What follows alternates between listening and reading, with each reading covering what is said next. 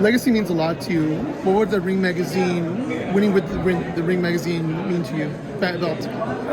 It means a lot. You know, that's a very prestigious belt. You know, just to have that Ring Magazine belt, you see guys like Ray Leonard and Tom Hearns and all the great fighters, you know, with the Ring Magazine belt. That means a lot. You know, I'm happy. You know, I definitely want that belt, and I'm glad that, you know, I don't think y'all take any sanctioning fees. So, you know, that means a lot too. The one thing I wanted to ask you was, you know, you both reached out to each other to finalize this fight. Do you kind of wish that this would have been done earlier, or do you think that the way things worked out, this is the right time that this fight takes place? Well, I believe everything happens for a reason, and you know, yeah, if it would have happened earlier, 4 or 5 years ago, when people said it so-called should have happened, no, this wouldn't have been a legacy fight. It wouldn't have been, you know, undisputed. It's been two good fighters, a great fighter fighting each other. You know, I probably would have had the IBF, and he would have had the WO. We would have been fighting and, you know, made, you know, decent money compared to, you know, what we're making now. So I just feel like now it's more legacy fight, it's more impactful, and I feel like this is a great fight. This really shows who's the best fighter, not only in the welterweight division, but the best fighter in the world. Erroll, what would it mean for you to become undisputed champion? Obviously, you're already a Hall of Famer at this point. It means a lot. I mean, this is what you train for. It's what, you know, as a little kid, the fights you used to watch, and, you know, you're seeing all these guys, you know, becoming, you know, great fighters, and now, you know, now I'm on the verge of becoming, you know, a great fighter, and maybe, you know, future Hall of Famer and things like that. So it's a great moment, I feel like, in my career, and just watching them guys as a kid, and watching De La Hoya, Trinidad, and watching all these great fighters from back then.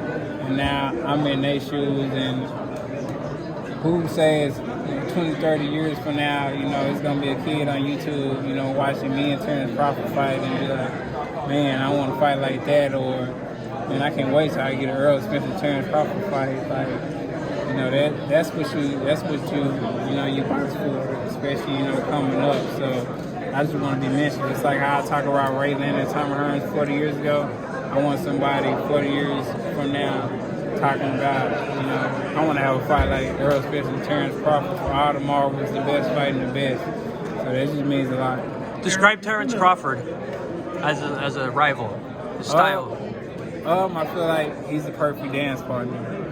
I feel like everybody needs that dance partner, and, you know, he's the guy that's really going to show the world, you know, why I know that I'm the best fighter in the world. So, I mean, I think he's a guy who has nothing but grit, you know, has a great mentality, you know, to go out there and kill his opponent and get his opponent out of there. You know, as you say, he got, all knockouts at welterweight, so he's a guy that's gonna go for the kill. So I describe him as a guy, no-nonsense guy, a guy that's gonna really come to fight. He's looking to put on a great show, very talented fighter, and a guy that's willing to fight the best fighters. You guys were bickering. You believe that, you know, you having that resume over him is going to play a factor in you beating him come fight night?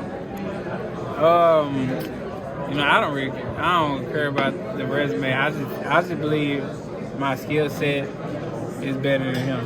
What do you take on people using Sean Porter as kind of like the measuring stick as to why they think he's going to beat you? I'll tell people to watch the fight. Sean Porter had a fight after me. He fought, I forgot his name, the guy. Yeah, Sebastian. And watch that fight and show me, and ask yourself, was that the same Sean Porter that fought me when he fought Sebastian? Did he look the same when he fought all these other guys? Ask yourself that, and then after that fight, he fought Terence Crawford, and then he even came out in an interview saying that he didn't do the things that his dad wanted him to do, and, you know, he felt like he didn't need to do those things, and, you know, it's a lot of that stuff was unnecessary because he felt like he was already experienced and he didn't need to do those things anymore. So, I mean, we know how Sean Porter got here, listening to his dad, and, you know, doing everything his dad wanted him to do, even if he was crazy. So, you know, he wasn't the same fighter. He was a shell of himself. And he was already on the verge of wanting to retire after Terence Crawford anyway. So, you know, I feel like he wasn't the same. He was not at all the same fighter as when he fought me. What do you think of him throwing shade at you that he doesn't drink or smoke? Or what do you think of that? I don't know. I mean, yeah, I used to drink. I don't drink anymore, but, you know, it is what it is, man. Hey, man, I don't drink now, so, I mean, it is what it is. So, he don't drink, he don't smoke. You know, he want to throw shade.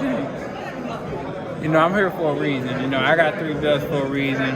We fighting for a reason. It's undisputed for a reason. So, I mean, he can throw all the shade in the world. He know what it is come fight night. So, I'm 100% focused on that. And once I get him out of there, like I said, we're going to roll him up in the pack and we're going to smoke him. I asked Terence what separates him from you. Now I ask you the same. What separates you from Terence?